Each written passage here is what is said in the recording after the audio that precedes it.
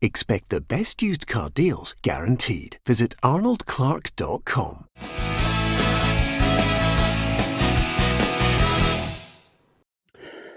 Welcome to Peter and Roughie's Football Show, sponsored by Arnold Clark. I'm Peter Martin, Alan Rough, Tam McManus and Alison McConnell here with me to look back over the weekend's football and talk about the major stories emerging on this Monday. You can hit the follow button on our Facebook and you can also share the stream as well. We'd be delighted if you could do that.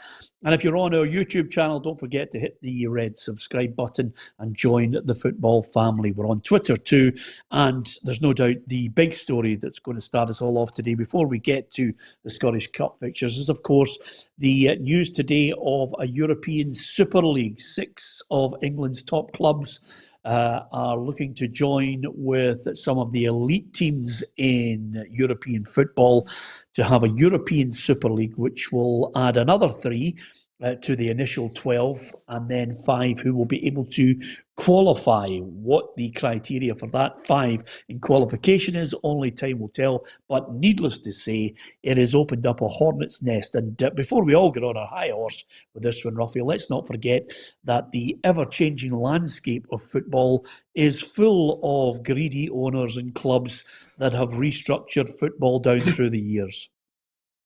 Yeah, we've said it all along. That's what it's all about, is money. And unfortunately, it's the foreign owners that are driving this through. I think basically because they're all up to their eyes in it. You know, most of these clubs, Barcelona included, they're all like £800 million in debt, and they're now seeing a way of trying to recoup the money they've invested in all these clubs. But the basic thing is that nobody has been asked their views on this, particularly the fans who are important to these clubs, because they're the ones who are bringing the money in. They haven't been asked comments on it at all, and everything seems to have been done behind the scenes. And I think that's why everybody is so upset about it, that the history of their club is been taken away from the fans. Yeah, here's our reporter Gabriel Antoniazzi summing it all up for us. The European Super League threatens to change football like nothing we've ever seen before. But what exactly is it? 6 English clubs are part of a group of 12 that have formed their own continental competition to rival or replace the current Champions League. Arsenal, Chelsea, Liverpool, Tottenham, Manchester United and City are amongst the 12 and have been joined by the big 3 teams from Spain and Italy. They want 3 more clubs to reach 15, but Bayern Munich, Borussia Dortmund and PSG have rejected the move. The 12 want this to start as soon as possible, which could be August this year. But why now? UEFA were set to announce radical changes to the Champions League from 2024 this week, but it seems big clubs thought this reform wasn't enough, as they wanted more glamour fixtures and guaranteed entry. So how would clubs benefit from a Super League? Most benefits are of course financial, as founding members are guaranteed entry every single year no matter their domestic position. And how has the world reacted? Almost everyone has opposed it, including governments and domestic leagues. The Premier League described it as deeply damaging. The FA were strong too, threatening action against these clubs. FIFA and UEFA have said players could be banned from international matches and tournaments, whilst politicians have weighed in as well. What do you think about the European Super League? Yeah, what do you think? Indeed. This one, of course, Roughie mentioned there, driven by, I think, a number of foreign owners, but let's not forget that more home-based owners over the years have changed the footballing landscape and the structure of certain divisions. I know that really was a driving force when you go back to Scottish football changing into the Premier League all those years ago, and we've had 2 or 3 variations of it from 1975 onwards. The English Premier League certainly had a major restructuring in 1992. What's your view on it all? Andy Walker did say in Sky Sports this morning, Alison, that if Celtic and Rangers could get a sniff of it, they would jump at it. I'm sure they would, but listen, at the minute it's little more than a hypothesis just now. I don't think it'll ever come to fruition. I think the timing of it is key. I think it's all about guaranteeing these clubs a bigger slice of the current Champions League pie. It's about making sure that whatever changes are proposed, that they will be guaranteed greater financial incentives. And it's about narrowing the parameters of European football and European involvement all the time. It's about diluting it. It's about trying to create almost a closed shop of elite level clubs and carving it up for themselves. Yeah, absolutely. The SPFL has just released a statement which Neil Doncaster, the chief executive, says the SPFL stands alongside UEFA, the European leagues, the English Premier League, and the overwhelming majority of the game stakeholders in vehemently opposing the proposed European Super League. These proposals, or any like them, would have an enormously damaging impact on the very fabric of our sport at all levels. It's no surprise they've been swiftly and overwhelmingly condemned by fans the world over.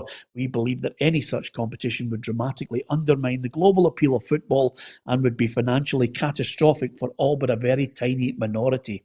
The proposals we have seen assembled by a small, self-selected group of very wealthy clubs appears to be a cynical and very worrying attempt to thwart the core principle of sporting merit, which rightly underpins European football.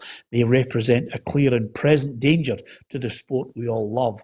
Sounds a bit like a Harrison Ford movie, that one, to be perfectly honest with you. But nevertheless, you can understand why, Tam, they're up in arms about it. But, a lot of people might say it might not happen, but clearly these owners have had clandestine meetings and are trying to drive through almost a franchise setup that you see in other sports. Yeah, definitely, Peter. I think there's been a few Zoom calls been going on over the last 6 months to a year. It's just the rich wanting to get richer. And I don't know if he's probably did hear Gary Neville talking about it. I think he was absolutely spot on, and the clubs have got hundreds of years of history, and it's going to be wiped out for pure greed. So, but the one thing I'm surprised about is PSG's not in there.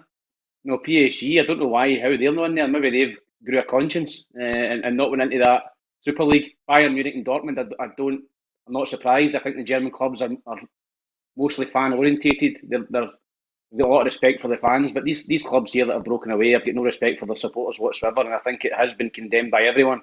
And I don't think it will go ahead, Peter. I don't think it will be allowed to. I don't think the supporters will allow it. I don't think UEFA and FIFA will allow it. So it's just pie in the sky, I think, just now. There's a joint statement from the clubs who are hoping to form this European Super League. This is what they had to say about the whole thing.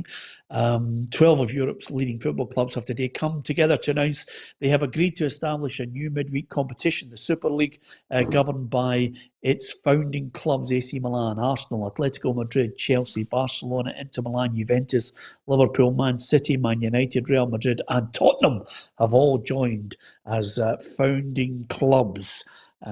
It is anticipated a further 3 clubs will join ahead of an inaugural season, which is intended to commence as soon as practicable. Going forward, the founding clubs look forward to holding discussions with UEFA and FIFA to deliver the best outcome for the new league and for football as a whole. The formation of the Super League comes at a time when the pandemic has accelerated the instability in the existing European football economic model. For a number of years, the founding clubs have had the objective of improving the quality and creating a format for top clubs and players to compete in. The only problem with that, Roughie, is that the Premier League clubs are going to have a meeting tomorrow, which doesn't involve the breakaway 6. And Alexander Seferin, who is, of course, the UEFA president, has said the players that play in the Super League will be banned from playing in the World Cup and the Euros. So suddenly everybody's cranking it up now. Yeah, I think everybody's going to throw their tuppence worth in what you can do, what you can't do. I was listening to a lawyer there on Sky Sports. He's saying it's very difficult. It's going to take forever, to pass all these rules. And I noticed as well that I know Alison's saying it's a wee while before it will happen, but the Hegians of these big clubs have all resigned and signed up to this new league. So they actually think they have the power, to make this happen. I don't know the time scale on it. But to give up your position in Juventus and Milan and the likes in Barcelona to sign up for this, they definitely have had so many meetings that they think this is a sure thing going to happen, and they want to be part of it. So I think this will drag on. Everybody will come in with a view of what you can't do and what you can do. I suppose all the world-class players, or if this is going to go through, they'll be wanting to party it as well. So they'll want to know, can they get out of contracts and all that kind of thing. So there's loads of things got to be considered before this actually happens. Yeah, UEFA have released a statement regarding this move. I cannot stress more strongly that UEFA and the football world stand together alongside this disgraceful self-serving project from a select few clubs in Europe, fueled by greed above all else. This idea is a spit in the face of all football lovers and our society as well. We must not let them take football away from us. Not only the football world, but society and governments are united. It's part of our culture. We have the English FA, the Spanish Federation, the Italian Federation, the Premier League, La Liga, Serie A, and FIFA, unanimous in opposition to these cynical plans, which are completely against what football should be. The players who will play in teams that might play in the closed league will be banned from playing in the World Cup and the Euros. They could not represent national teams in any matches. Interesting to see how some of the players in these clubs react to all of that. The bullets have been loaded, Tam. I'm going to put my money on Scotland to win the Euros then. Surely we've got a chance. I've been banning a lot of players. I'm just thinking on a ditties in. Come on. I noticed one England team line up, and there've only about 3 players left that weren't playing for the top 6 clubs. But nevertheless, there is, and I think we need to get a calm head on this to see exactly where it goes, because in my mind, I've been all over this before, Alison. It is a ruse that we've all been privy to before, which is basically hold a gun to their head, then back down and get what you were originally looking for in the first place. Without question, that's what it's about. Without any question in my mind, that's what it's about. It's about guaranteeing a bigger slice of the pie that's there just now under the current umbrella of the Champions League. It's about making that is amenable to the bigger clubs even more than what it is just now. It's about trying to close the door on participation of smaller clubs. It's about making sure they're guaranteed a bigger slice of the income from it. Yeah, lots of people have been reacting across the football world. Derby County manager Wayne Rooney had this to say. I know I certainly wouldn't give up playing for my country. I'm hugely honoured in playing for my country. So, but listen, I think there's going to be a lot of comments, a lot of anger, a lot of frustration with everything what's come out. But I think what's important is we see actually what does come out and what gets released, because it might be a lot of wasted words until we see where it goes. Yeah, Southampton boss Ralph Hasenhüttl is backing the fans and their stance on saying no to this. It's a big threat and we have to fight very hard against it, and hopefully we have the fans on our side, that they are going with us, and without the fans football will not work. And finally, it's not finalized, but I think in the beginning you have to step very straight against it. And yeah, I think a lot of people are digging in, Roughie. We're well used to greed from owners, whether they are from our own shores or across in Europe. We're well used to greedy owners. I don't think this is just about foreign owners from America and other places. When you look at Real Madrid as well, I don't think it's just about that. But I think the problem here, Roughie, is not only are they greedy, but they don't want any kind of meritocracy. They want to have a closed shop where they just divvy up this huge kitty, and then you can do what you like. We still want a bit of your pie, but we want our own as well, and you're not getting any of it. Yeah, as I said, most of the reason, Peter, is because they're all losing money. They all come into the game thinking it was an investment and they were going to make money, and now they're all losing money, and they're all losing money because of the wages that they're paying out and everything they're spending. And every one of these clubs would be seriously in debt, and if it wasn't for the assets at the club, they'd probably fold. So they now see an avenue of getting something like £3.5 billion. So they're rubbing their hands and going, okay, we could clear most of our debt here. We could then start again, buying in better players, the best players, and then moving on and into this league. And it's just the money side of it, money. And, I know these people own these clubs all are billionaires, but at the end of the day, a lot of them are now beginning to say to themselves, well, I'm handing over all our billions here, so maybe it's time to get it back. Yeah, Neil Gray says, Peter, if the European Super League does take off and they invite Celtic and Rangers, would the Celtic and Rangers fans be willing to pay hundreds of pounds to watch them against Barcelona, etc.? Or would they give them up and go and support their local teams? Well, let's be honest about it. If Celtic and Rangers were drawn against Barcelona and Real Madrid in the Super League, Alison, they'd be hightailing it for buses to La Ramblas as we speak. I mean, there's no point in trying to take them. Oh, there's no point in taking the moral high ground on this. Of course, it's just, I mean, everybody's guilty of greed at some point if they're invited to the table. It's simple economics. You want to be in amongst the elite company. Celtic and Rangers, we've been over this ground before. We've spoken of Atlantic leagues and European Cups before, different formats for European Cups before. There's no question that Celtic and Rangers would love to be considered among that kind of company. Right now, they have the history that offers an appeal. They have the fan base and the global support. They have both iconic clubs in terms of what they've done and what their history entails. But you know, they're a million miles away financially from where the top leagues are, and we've seen it even over the last decade. I think you can see the disparity playing out more and more when it comes to resources and the reach.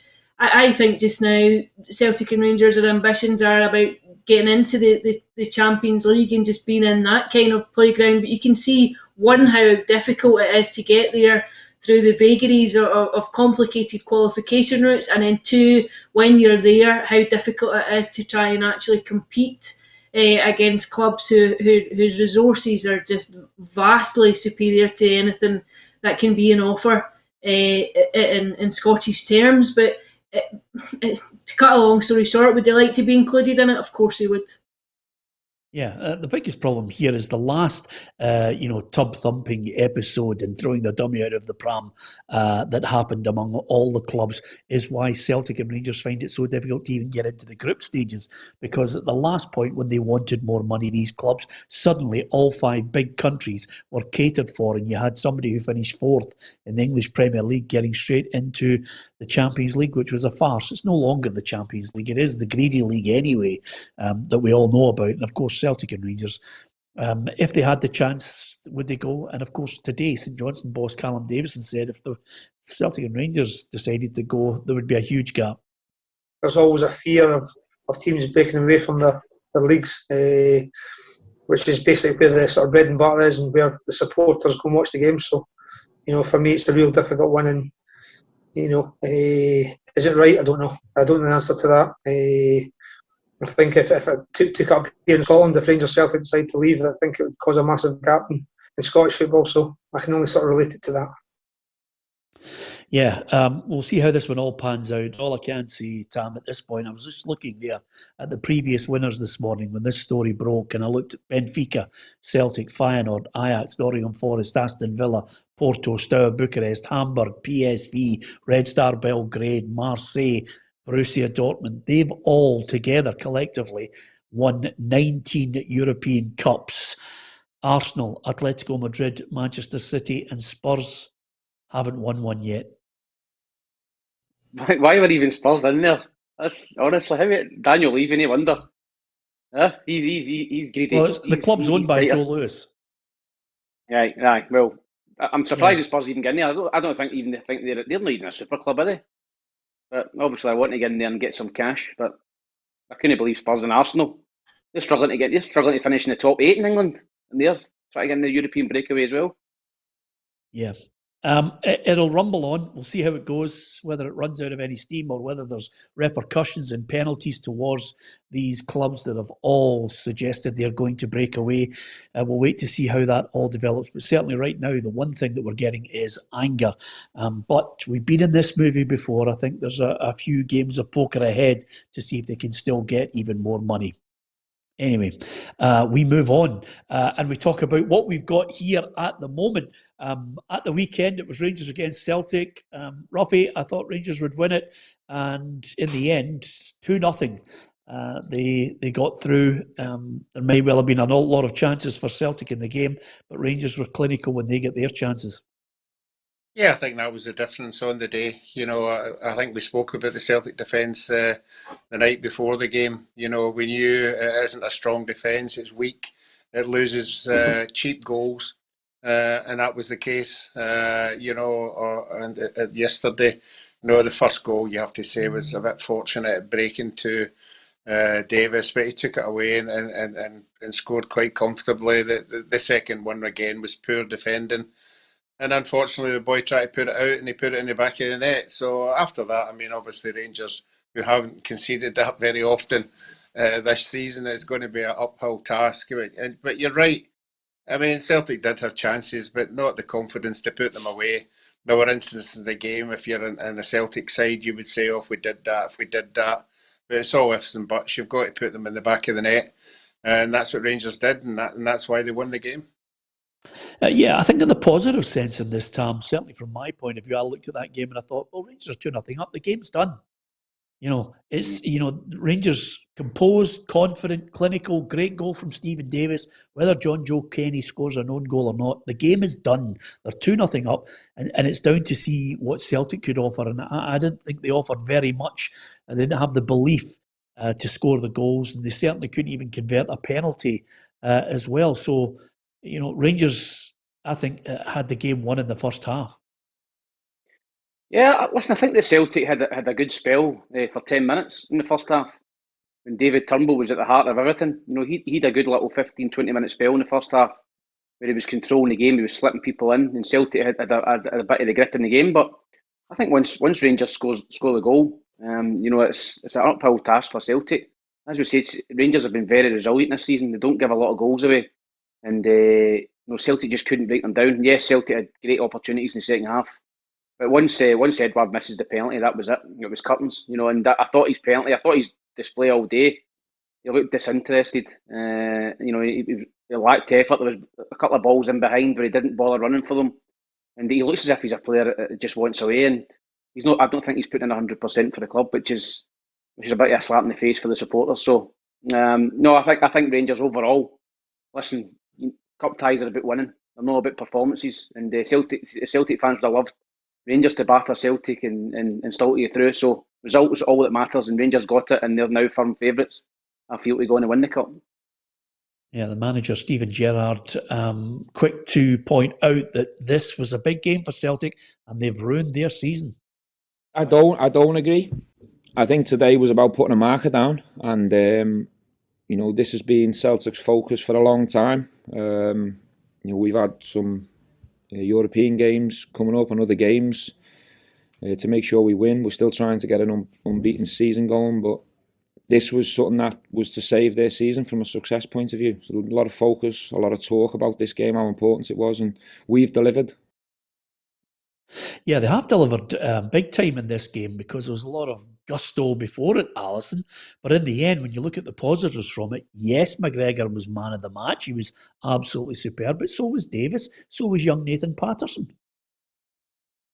I think Rangers deserved it over the course of the 90 minutes. I thought they were the better team. I think what shone through loud and clear is what you've all mentioned. It's just a question of belief with Celtic. I think the psychology now of the fixture has flipped entirely. I think you have to go back to the 2019 League Cup final, a fairly fortuitous win that day for Celtic too, to go back to the last victory. I think Celtic play with a team that lacked conviction. I thought they lacked any assurance, any belief. The only player that you would really look at and say seemed fresh, who had an impetus to go and do anything, was David Turnbull. I think if you're a manager coming in this summer, I think that's who you would build your team around. But I think the evidence that was presented yesterday at Ibrox would just underline the magnitude of the job that lies ahead now this summer to try and reorganise Celtic, rebuild them, and even just you need confidence to go back into that team. They're a squad bereft of any self-assurance at all. The right back position, a lot of people have been talking about whether Nathan Patterson is ready. Steven Gerrard was glowing in his praise of his player. If there's a better right back in the country on current form, I'd like to see him. If there's a better right back on current form that's Scottish in the league, I'd like to see him. He's become a man in a short space of time. He's maturing. We're still going to work on his body to get him bigger and stronger. And he'll have a real strong pre-season with us. He'll be back to finish the season, hopefully. He played as if he didn't have a care in the world, Roughie. I thought the first half he was impressive. He was a wee bit fortunate in the second half with a bad pass back that get caught out. If Celtic had capitalise on that, it'd have been a wee black mark against him. But the way he's talking there, I think Rangers is as well selling. If he thinks he's that good, he'd be as well selling Tavernier. Just letting Tavernier go, because he's speaking so highly of that boy that he's better having him playing next season than having him sitting about if Tavernier's still there. So I would expect to see Tavernier being out the door and just going with that young boy. What? Yep. This is crazy. What's the point? What's the point in keeping them? Calm your jets. You keep both of them. For God's sake, you don't sell one. Do you think the young boy's going to sit in the bench all season? No, I didn't say that. But if he's talking that young boy up as being the best fullback in Scotland, he's got to be playing. He can't not sit young down. Scottish fullback. Isn't he? Didn't he say he was the best selling, fullback? I think Tavernier's the best fullback. Tavernier for me is player of the year. You don't sell him. Yeah. No, unless you get a stupid offer. We'll wait and see on that. Unless you get 10 million plus, you're not going to sell him. Roughie's got him at the door. Well, let's wait and see. Okay. All right. Well, listen. I think there's still time to keep both of them for next season. He'll want a strong squad. He'll want options, and he'll certainly look at a youngster who is, yes, an emerging talent, but that's Steven Gerrard's job to keep him happy, just to blood him in there. He's had a really good end to the season. And then next season, along with Tavernier, he's got great options there. You want two good players in each position if you're building for domestically and in European football. But you can give us your thoughts on it. Roughie thinks he'll punt him out the door, James Tavernier. Give us your thoughts on that. What about Celtic? The downside, Alisson, it hasn't really changed. I thought the back four, the two full-backs for me were woeful. John Joe Kenny's, I could play right back for Celtic if that's what the remit is. Play the ball back towards the centre half. I mean, it was absolutely woeful to watch. I thought their back four was abysmal. And creativity, middle to front. I get slaughtered at the start of the season for saying Edouard was a man down. And he was a man down, and he's totally disinterested now. And for Griffiths to come on in the last 10, 15 minutes, a guy who, for me, has just wasted his talent at Celtic, and yet he's not worth talking about. Yep, I don't think anyone could take any real issue with the points that you make. I thought it was Celtic's season in microcosm over 90 minutes. I thought a vulnerable defence, a fragile back four, and an inability to be clinical with the chances that they did create. I thought Edouard was desperately poor throughout the whole game. We've seen so much more from him, and we've seen so much more from him even this season when he's gone and represented France at under 21 level. I think he's a player who looks as though his heart is long gone.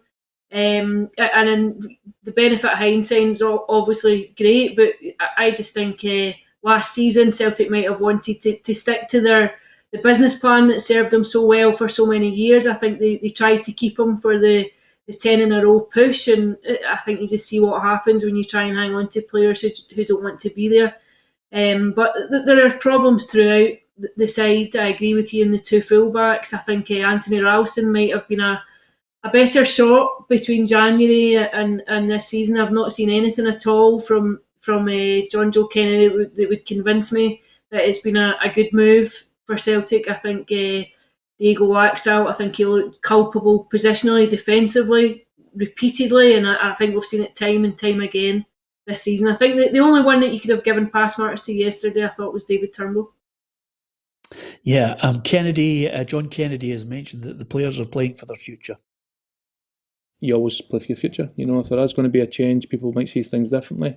Again, everybody has to, show themselves again. And always, if there is a change, then Some style might fit one player, not another. So again, we just have to address that as it comes. What did you make of it, Roughie?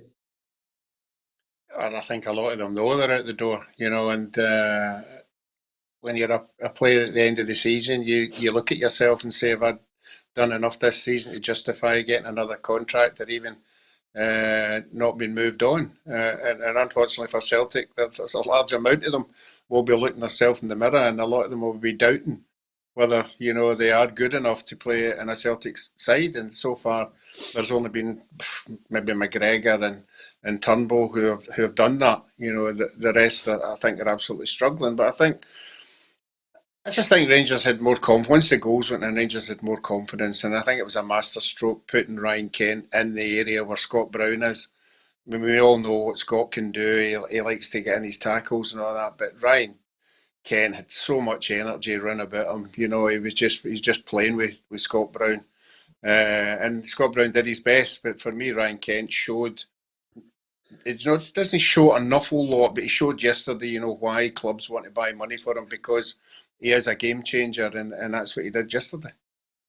Yeah, John Kennedy said a lot of the players failed to take responsibility. I thought we were a bit too passive first half. In terms of how we pressed the game, in terms of the ball, we're just kind of passing the buck a little bit and not taking responsibility. So we addressed a little bit of that at half time. I thought second half we then came out. But again, you're giving yourself a lot to do, having conceded 2 goals. We came out much more aggressive, created big chances. And if you take one of them, then at 2-1, then you give yourself a chance. But we didn't manage to convert a big chance again. So again, we just have to take it in the chin. That was obviously sting a bit, but we have to deal with that and then move forward. I think a lot of fans will look back on the shambles of this whole season, Tam, and realise it's not only been about the manager where the buck stops, undoubtedly. I think John Kennedy is just there as a caretaker. Neil Lennon will shoulder some of the blame, but there's no doubt in my mind that the board's strategy and the recruitment was woeful. That undermined the whole campaign as well. Yeah, listen, the recruitment at Celtic has been a disaster for 2 or 3 years. I was looking at it last night. If you continually keep bringing players in that are worse than the players that are going out, you're going to get to this point that Celtic are at. Celtic sold 2 fullbacks for £35 million, Frimpong and Tierney, and they've now got 2 fullbacks on loan who can't get a game for their own clubs. That's Celtic Football Club, a massive club. The 2 guys in on loan who can't get a game for their team. And I think that sums it up. Even you look at guys like Simunovic would still be playing. They let him go and they brought Duffy in. He could go through the team. Sinclair, Dembele, the strikers that have brought in, wingers, Roberts. So I think this has been coming this season. It's just been a gradual decline in Celtic's fortunes from maybe 3 or 4 years ago, and I include the manager in that. I mean, you get Brendan Rodgers, and no disrespect to Neil Lennon, you bring Neil Lennon in. Big drop in quality again.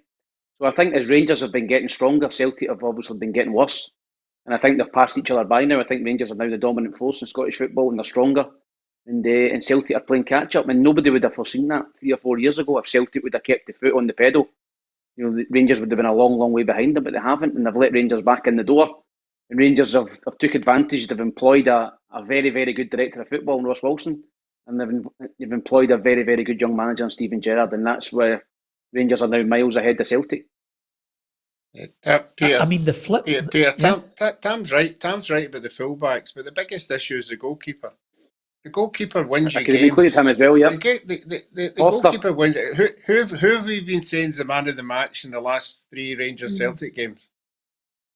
Alan McGregor. That sums it up for me. He might not have a lot to do, but he makes the saves. And as soon as Celtic fell into the trap of letting possibly Craig Gordon go, I don't know what the discussions were in that area, why they didn't keep him on or whatever.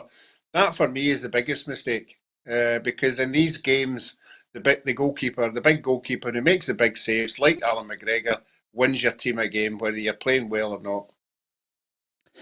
For me, he's the best goalkeeper Rangers have had post-war, Roughie. I said it at the weekend and I stand by it. I think you look at his record and you look at his consistency. He's been unbelievable in the two stints with Rangers. Yeah, I think particularly at 39. He stayed away for injury recently. I know he's had some injuries, But you're right, that the form he's been in the last 3 years has been superb. I mean, the goalie, Andy, obviously comes into that category as well. And it is a big debate in Rangers supporters who is the best between the two. Obviously throwing Kloss into the situation as well. But as at this moment in time at 39, Alan McGregor is head and shoulders.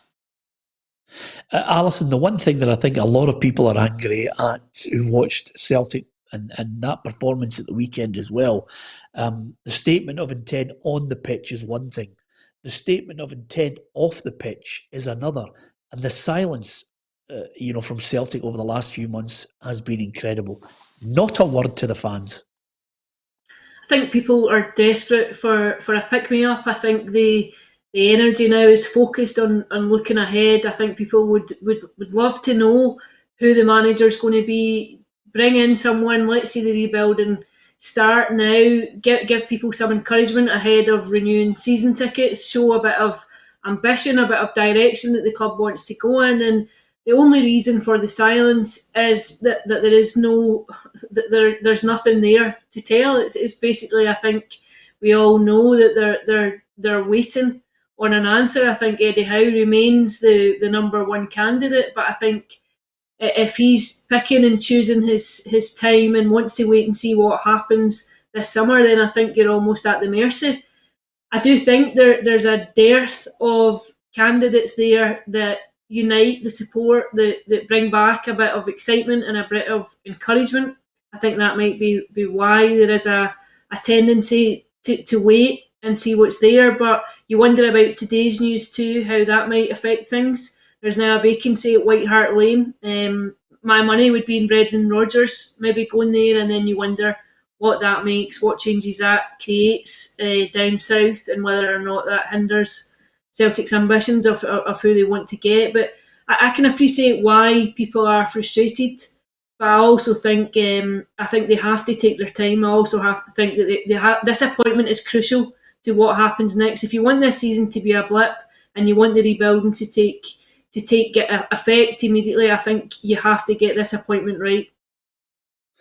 Yeah, well, every time there's been a manager sacked down south, he's been linked with the Celtic job, but thankfully, Jose Mourinho will not be one of them. I can say that without any fear of contradiction. But let's move on to the other games that have taken place over the weekend. Well, Aberdeen have certainly got high hopes.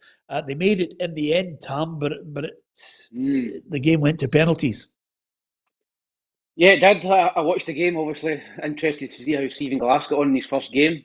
Never ideal when you lose the opening goal against Livingston because they're very hard to break down. But I thought there was signs of a different pattern of play for Aberdeen.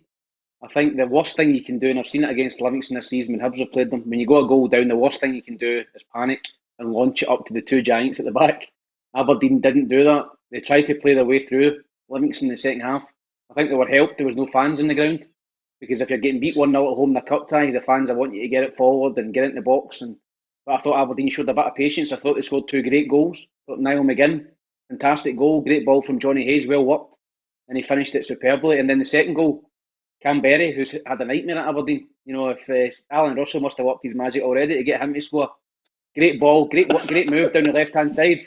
And there's Cam Berry to get his goal. So, and fair play to them, and they were ruthless in the penalty shootout. So, I think there was signs there from Aberdeen, even early doors with Stephen Glass and Alan Russell, that I think they'll be an exciting team to watch next season. But this season is just about bedding in what they want. Yeah, Roughie, I think that next year's going to be unbearable.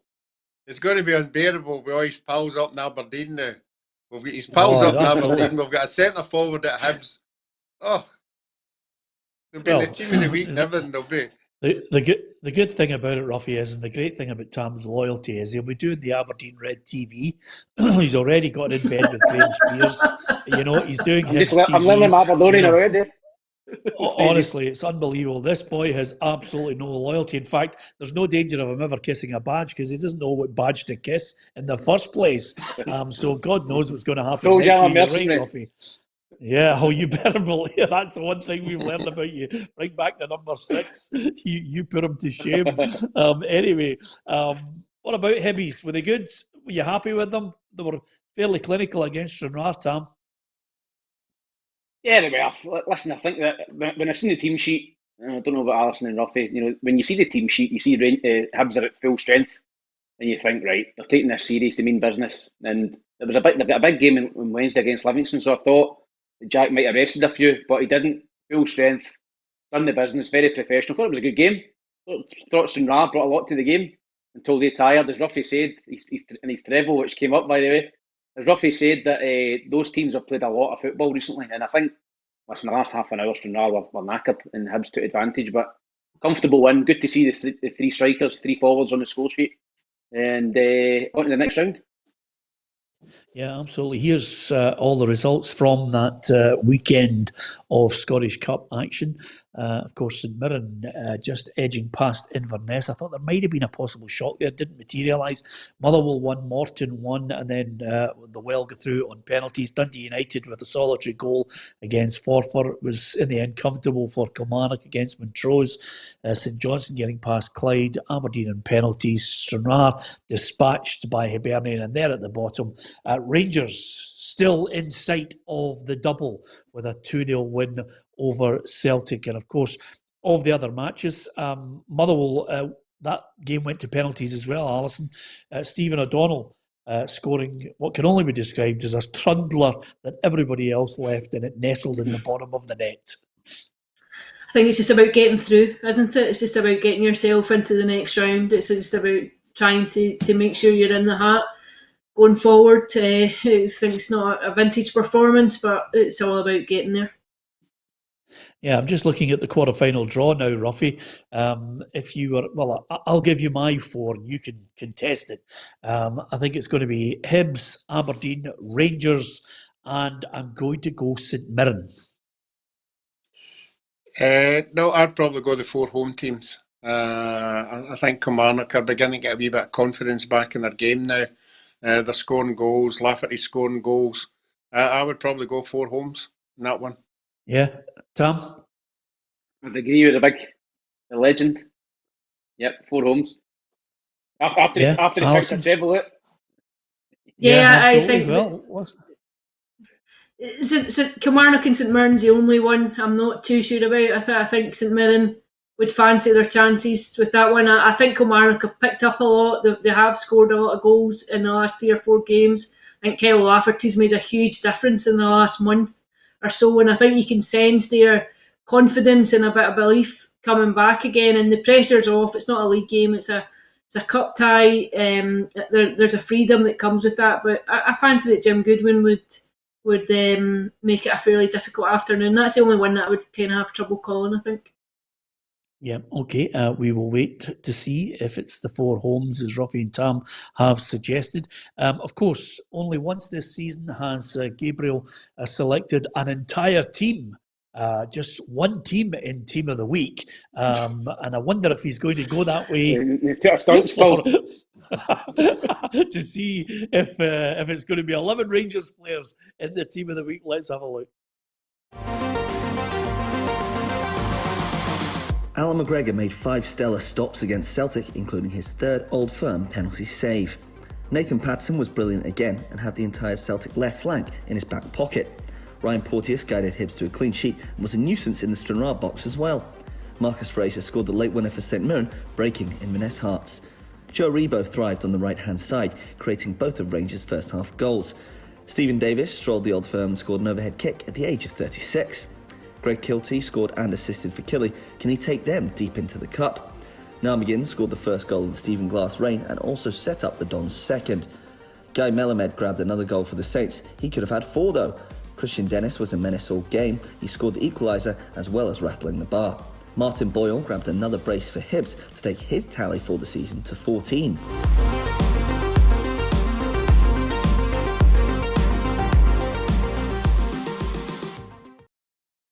Now, come on, Ali, there must have been a wee moment there when you started to panic when you saw the first 2 Rangers players and thought, he's going for it again. He's going for all 11 of them. Alison is just about to throw the computer out the window. No, I think it's a fairly balanced team. this week. I think I don't think I would have an argument with any of these choices this week. Yeah, absolutely. I mean, to be honest with you, Tam, I mean, Davis's overhead kick. I mean, you can't. We're running out of superlatives for Steve Davis, but also I thought Aribo was worthy in that team there because I mentioned prior to the game, he's got a lovely left peg on him. When he's in the mood, he's hard to play against. I thought Ryan Kent's unlucky not to win. I think Ryan Kent was outstanding, and as Roughie said, he just got to add a few more goals and assists. And I think you're talking a 15, 20 million pound player, but he's just got to add that wee bit to his game. I thought Josh Doig was excellent for Hibs, but no bad side, Gabs. No Celtic players, but I didn't think, was there? Still showing it refuses to put Celtic players in. To be fair, he would need to have had a test if he'd put a Celtic player in that team of the week. To be honest with you, now a little bit of news that came in there, and I want to get your reaction to it, Troops. First of all, Alison, the Premiership clubs from the SPFL have just announced that Premiership clubs will be able to broadcast all 228 matches to season ticket holders after a major new deal was struck between the Premier League and broadcaster Sky Sports for next season. What do you make of that? It's excellent news. I think it's common sense, but what it would do right away is suggest that we're not going to be seeing fans in grounds in any significant numbers anytime soon, which I think we've spoken about it before. I think I'd said I would have been surprised if we'd had stadiums full again before the turn of the year. So I think you're bracing yourself for another streaming platform, at least for some part of the season. But I think the accessibility factor here is key. I think I think some of the prices that people were paying for streaming devices and on multiple season ticket books this term has been eye-watering at times. Yeah, that was the first thing that I was thinking of, Roughie. If that's the deal that's been struck, suddenly you're starting to say to yourself, clubs are looking again and thinking the Sky money is going to just try and they're going to have to tide them over, to be honest with you. Why you have a smile on your face? Hey, so, Hibs TV. Yeah, I was just about to say, Roughie, he's suddenly got himself an early job. Yeah.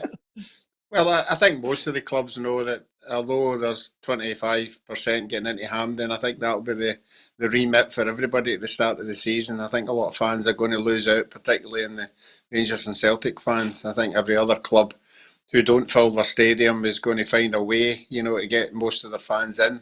So, yeah, it's a compensation for money lost again, and it's not often you hear people helping other clubs out, but this is a good one.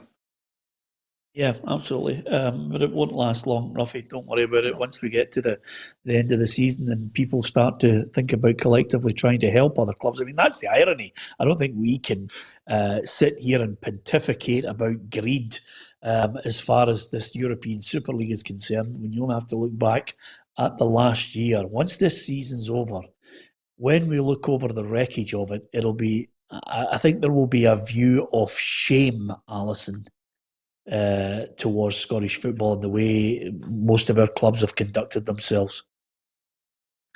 Yeah, we're going back over old ground, aren't we, of everything that this time last year that we were talking round in circles about. I actually think it's important now that we try and move away from it. I take your point. I think for clubs like Hearts, for Partick Thistle, I think what happened was shocking. I really do, but I think you've just got to try and move forward now. I think we've got to try and look at least this season. All games and competitions are going to be played to a close. There's no ambiguity over anything in that sense. I think at least there's a fair finish to events, but I think now it's about trying to rebuild. I think it'll take a long time before people find their feet and clubs find their feet after the impact of the pandemic, the financial hit that clubs took, that all clubs I think took because of it, and the loss of revenue streams coming in. I think it's a fairly stark task for everyone to find their feet again. Yeah, absolutely. There's one man who's looking for a new job today, Tam. That's Jose Mourinho, sacked by Tottenham. Are you surprised by that? No, Peter, I wasn't surprised by it. I thought it was a poor appointment from Tottenham. First of all, to get rid of Pochettino, I think was one of the best managers I've had in a long time. And getting Mourinho in, who I thought he could have ruined a lot of careers at Man United. You know, he was very, very negative. You know, he was slagging, I think, Luke Shaw. You know, he was publicly slaughtering him. And Luke Shaw, since he's left, Luke Shaw's flourished. He's been excellent. He's in the England team. So Rashford, guys like that. So I think he's not a dinosaur, but I think his time, his era was 10, 15 years ago, and he's still got the ego for that. And I think the game's moved on now in terms of teams wanting to go and attack. I just don't think he's adapted. I think he's still the same old Jose, who wants to kind of sit in and be pragmatic in his approach to games. And I think Pep Guardiola's this world, Jurgen Klopp's, who are front foot managers. I think they're the future, and I think Mourinho now I think he's done at that level, at the top level in England, and maybe his next job could be at international level. Interesting point from you there, Tam. This is what Tottenham had to say about the sacking of Mourinho. The club can today announce that Jose Mourinho and his coaching staff, João Sacramento, Nuno Santos, Carlos Lallen and Giovanni Chera have been relieved of their duties. Jose and his coaching staff have been with us through some of our most challenging times as a club. Jose is a true professional who showed enormous resilience during the pandemic. On a personal level, I've enjoyed working with him and regret that things have not worked out as we both had envisaged. He will always be welcome here, and we should like to thank him and his coaching staff for their contribution. Ryan Mason will take first team training today, and a further update will follow in due course. So there you have it. Roughie, he's no longer the special one. I think I agree with what Tam's saying there. I think it'll be interesting to see what type of club decides to touch Jose Mourinho next. Yeah, I think it's all about Levy as well. I think when we all saw that documentary on the television, you could tell it wasn't like 100% bond. You know, although they travelled about with each other, you could see some of the things that were happening in the interview. You know, Levy was sitting there and, you know, somebody it was finding hard to believe with the interview with the players and all that. But it just shows you what the English clubs are all about. To sack your manager, 4 days before a cup final, it shows you they're not interested in that cup. All they're interested in is getting in the top four of the league, because it doesn't matter what manager you've got. If you really, really want to show your fans you want to win a cup, you don't sack your manager, 4 days before the final. It's just not heard of. Yeah, well, to be fair, Alison, it's probably going back to what we're talking about with the European Super League. There isn't the same. I mean, a lot of fans down south have been mentioning it. You know, the fact of the community, the club, the fans, the connection between them. Since a lot of owners have been big businessmen, there is no compassion whatsoever. It's all about money. There's no real sense of giving someone that extra time to settle in now. No, it's been that way for a long, long time. I think that's always been the driving force, certainly, you know, in sort of modern times. But I actually think they've sacked Jose Mourinho to give themselves a chance of winning that final at the weekend. I think that they feel as though they might have a better chance without him than they did with him. But I do take Ruffy's point. I think it's all about trying to make sure they get the European place and the riches that come with it. But I don't think he was ever a particularly popular appointment among the Spurs support. Even when he took over, I thought Pochettino was a hugely popular figure. He saw what he'd done. He took them to a Champions League final. He played a version of football that their club's renowned for, whereas I thought Mourinho was antithesis of that. I thought it was based on defensive attributes, and as Tam said, I feel like the game has developed beyond his remit and his vision now. I think he would be more at home in an international setting. Roughie, I never thought I'd mention this in a statement that's just come out. I know you'll smile when I mention this to you, but Karl-Heinz Rummenigge has been named as the head of UEFA's executive committee. I cannot believe it. I was waiting on Bayern joining the big exodus. He'll be replacing Andrea Agnelli. Bayern are not part of the Super League, which absolutely astounds me, because he's been driving Oh, he's been driving the green for as long as I can remember. Bayern not part of the Super League plans and could even become one of its main opponents. And Yele has left to join the Super League board for Juventus. I mean, honestly, that is where I thought they would be one of the first clubs leading this, Roughie, because of the desire for Karl-Heinz Rummenigge for clubs to get more money. But listen, there's still a few twists in this tale to come. Yeah. I would think, I mean, we don't know whether this is going to happen or when it's going to happen. But if it was to happen, I would bet my boots that Germany will jump on the bandwagon. You know, that they've been sort of at the forefront of the money side about the European game and everything. So I don't think that Germany would want to be left out if everybody signs up to this. But we'll have to wait and see if that happens. Yeah, absolutely. One former Celtic manager, now the manager of Leicester. Alison, you mentioned he might be in for the Tottenham job, but he's in an FA Cup final. Leicester have the chance to win the FA Cup. I think it's something like over 50 years since they've been in an FA Cup final, and they take on Chelsea. What a season they've had. I think if he's taken them to Wembley, a possibility of a Champions League placing when they finish. I think he's had an extraordinary campaign, and I honestly would not be surprised if he's the next Spurs manager. Yep. Well, it's been an interesting day.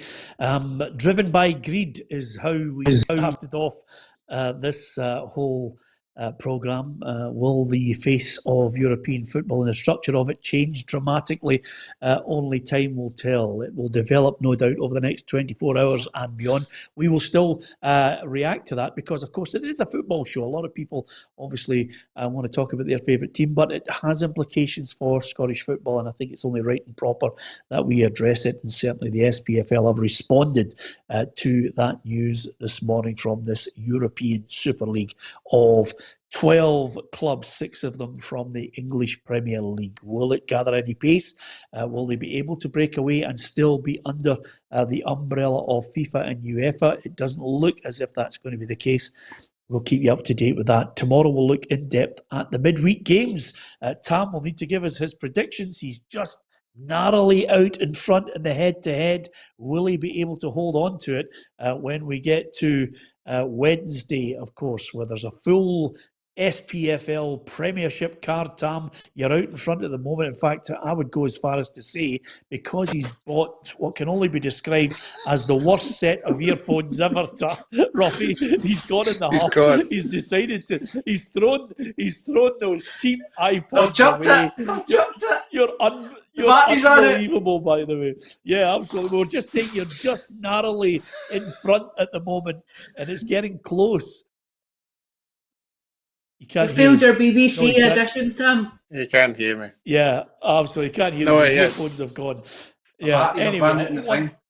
Don't worry about it, Tam. We'll get back to him shortly. I'll leave you with this banner, which I spotted on social media, and I wonder if it's going to be the way ahead continually, not only for the European Super League, but for many leagues across Europe as we see this story develop over the next 24 hours and beyond. Thanks to Alison, thanks to Roughie, thanks to the silent Tam McManus. We'll see you tomorrow at 4. Thanks for watching.